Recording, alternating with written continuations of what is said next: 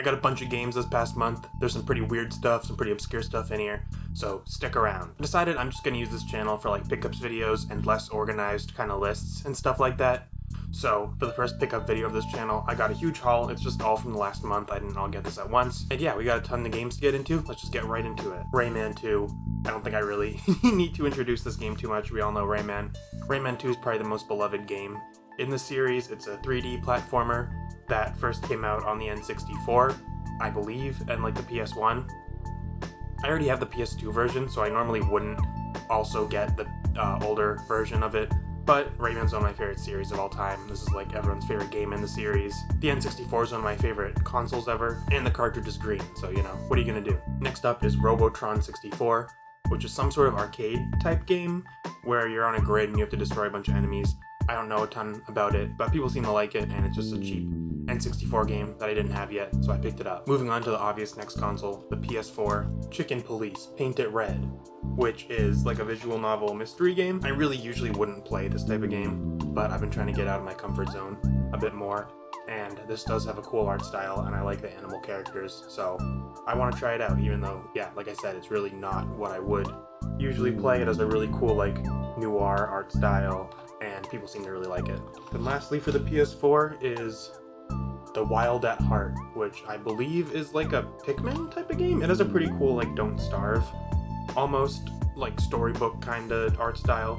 Seems really fun and colorful, and yeah, from everything I can tell on the back cover, it's talking about, like, collecting little spritelings and using them to do stuff for you. So that sounds like Pikmin to me. I'm assuming this game's just Pikmin, basically. Next up, the one NES game I got is Wall Street Kid, which is also seems like some sort of visual novel type game where you're like investing in stocks and you also have to take some girl out on a date. It just seemed like a really weird and out there NES game that I'd never heard of before, and it was like 20 bucks. So I was like, yeah, why not pick it up? Seems fun enough. So yeah, Wall Street Kid. Alright, now on to the Sega Saturn games. First off, we got Virtua Fighter 2. I love Virtua Fighter on the 32X. This will be the second Virtua Fighter game I've played, so I'm excited to try it out. And yeah, I don't know, I really like how the fighting feels in Virtua Fighter. It's very much about like pacing yourself and doing kind of those core combos. There's nothing like super fancy in the game or super complicated. And I also just love the low poly like 3D look of Virtua Fighter. It's just such a good way for games to look. They should all look like that. Next up is Chorokyu, which is like a series of Japanese car toys and shows, I think, and this is a racing game. Everywhere Road Trip, if you've ever heard of that game on the PS2, is also technically like in the series. And yeah, this is probably just like an earlier kind of game in that series that probably plays similarly. That's on Sega Saturn. I love the cute 3D cars in this that I can see on the back. I'm super excited to check this game out. And then lastly is something Black Bass. It's a fishing game. This one seems kind of cartoony, and it goes into like a anime fight scene type of edit when you're reeling in fish. So that's why I chose that to be my first Sega Saturn fishing game. As you guys know, I love fishing games, and I buy a bunch of them if they're interesting.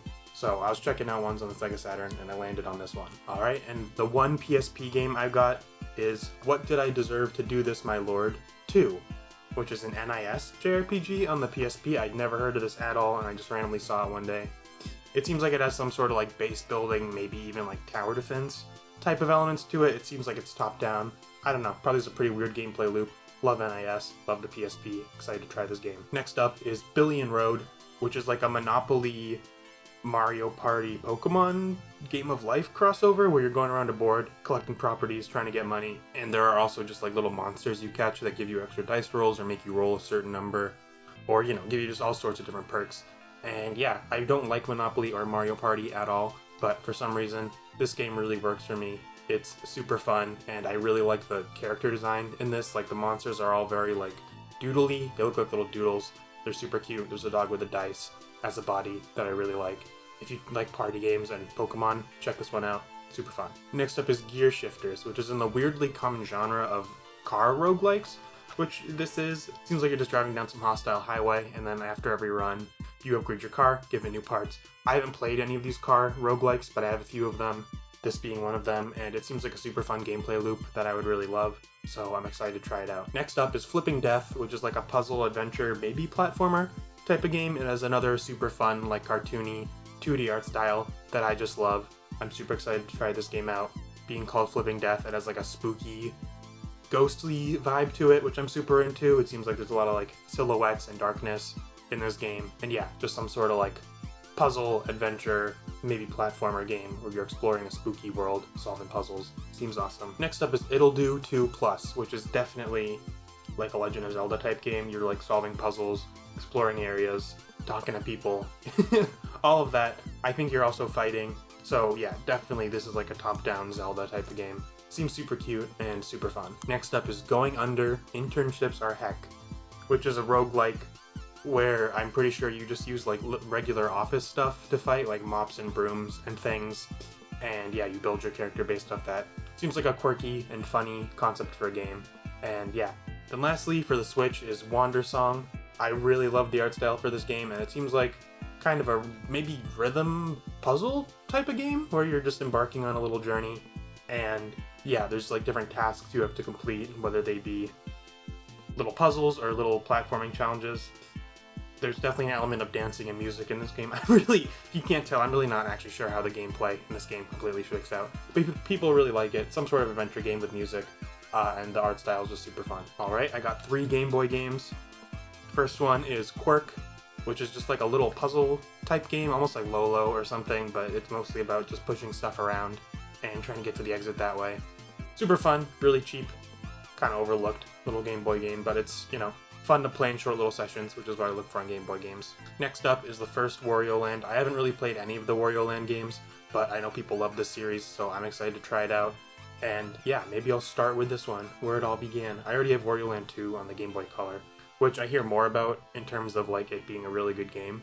So, you know, maybe I'll start there. But yeah, it's cool to have the first one. Then the last Game Boy game is another legendary platformer, DuckTales. I know this game came out on like everything. I haven't played it on anything yet. I mean, I played it a bit now that I have it on the Game Boy. And it is really fun. I didn't know he did like the Shovel Knight thing of bouncing on his cane. That's a cool gimmick, and it is fun to play around with that ability. Yeah, obviously people really love DuckTales as like an 8-bit licensed platformer, and now I have it on the Game Boy. Alright, if you've made it this far in the video, you've made it to the segment where I talk about a ton of SNES games, because for some reason I've just bought a ton of SNES games recently. Getting right into it, Wacky Sports Challenge is like a Looney Tunes arcade sports package game. I know they came out with another one, like Wacky Sports Adventure Arena, I forget what it's called, but it came out on the Switch. And it got like decent reviews. This one also got decent reviews, and I love like arcadey sports games. I probably will get the new one eventually if I see it in the wild. And I got this one because I saw it in the wild too. Next up is Sim Earth, which is a game that was made by the guy that made like SimCity and Spore, you know, all the just legendary like Sims games. And it seems like an early attempt to do what Spore was doing. It got pretty bad reviews or like mixed. People said it was really confusing. There was like animal tiles and forest tiles and city tiles, and you had to like do something with them, and no one was really sure. So it seems like a weird, convoluted game. I'm into that, and obviously Spore is like one of my favorite games of all time. So if this is in that guy's catalog, I want to check out this game too. Next up is Hook, which was recommended to me as like a pretty chill 16-bit platformer. I don't really like hard games. I'm more into easy games where you can go at your own pace. Someone recommended this, said it wasn't that hard to get to, that it was really fun. So yeah, excited to check it out. I feel like this isn't a licensed game you hear a lot about for the 16-bit era as like being one of the really good ones, but I trust this person who was a random commenter. I trust them with my life. Next up is Super Tennis. I like tennis games, I like sports games, and this is a tennis game on the SNES. I don't have much more to say about it. Another sports game on the SNES, Mega Man Soccer, combining two of my like most decently liked things ever, Mega Man and Soccer. Those are right in the middle of like the list of everything and how much I like them. But this seems like people really like it. It has some RPG elements where you're like going through a season, building up a team, which is super exciting. I really love like single player modes like that in games like this. And combining Mega Man and Soccer is so random and fun. So yeah, excited to try this one out. Next up is Super Ninja Boy, which is like some sort of weird platformer. I know this game has something weird going on. It's not just a platformer. It has some weird gameplay element, like maybe it's kind of a roguelike, or you get spawned in random rooms.